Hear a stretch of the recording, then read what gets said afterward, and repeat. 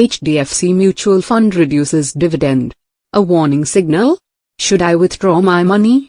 What is the right investment strategy? HDFC Balanced Advantage Fund has been one of the top dividend-paying schemes of HDFC Mutual Fund, and it alone has over 32,000 crore rupees, $4.3 billion, of assets under management. In the past, the scheme has been consistently paying a dividend of 31 paise per unit every month. But, for the month of April 2020, it announced a dividend of 23 paise per unit, thus marking a fall of over 25%. It is likely that the dividend of 23 paise will continue in the upcoming months. Also, it is important to know that the NAV of the fund, under the direct dividend payout plan, has fallen by over 20% from approximately 28 rupees on 31st January 2020 to 22 rupees on 30th of April 2020.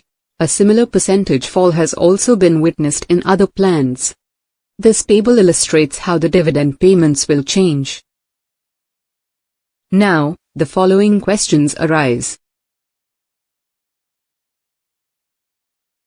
Is HDFC Mutual Fund moving towards a fiasco like that of Franklin Templeton Mutual Fund? Aren't dividend payments by mutual funds fixed? Is HDFC doing wrong? Will the dividend rise in the future? How has this fund performed over the last 10 years? Where does it stand in front of top-rated mutual funds, Nifty 50 and gold?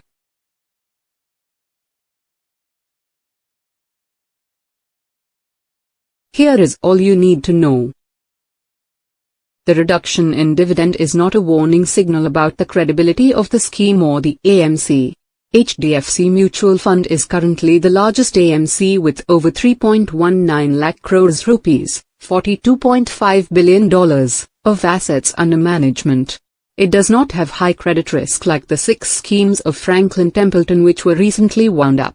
The Balanced Advantage Fund has 82.11% investment in Indian stocks, 16.25% investment in debt and a cash holding of 1.61%.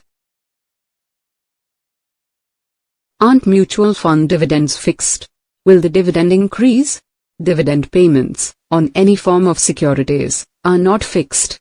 Dividends on mutual funds are dependent on how much interest or dividend the fund itself receives on the instruments it has invested in. The reason of this reduction in monthly dividend is the disruption in the supply chain largely caused by coronavirus. Further, it is the discretion of the fund manager how much dividend is to be declared. As and when the market situation improves, the fund will increase the dividend and the dividend may cross even the 31 paise mark. Withdrawing at this point of time does not seem to be a prudent idea.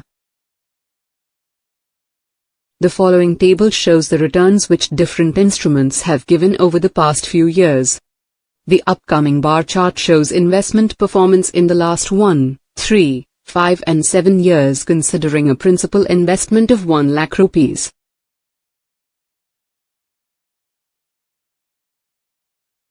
In the last 3 years, gold has significantly outperformed both mutual funds and the Nifty 50 index, as indicated through the blue and red bars. But when we look at last 5-year returns, large cap stocks, small cap stocks and gold have stood at par.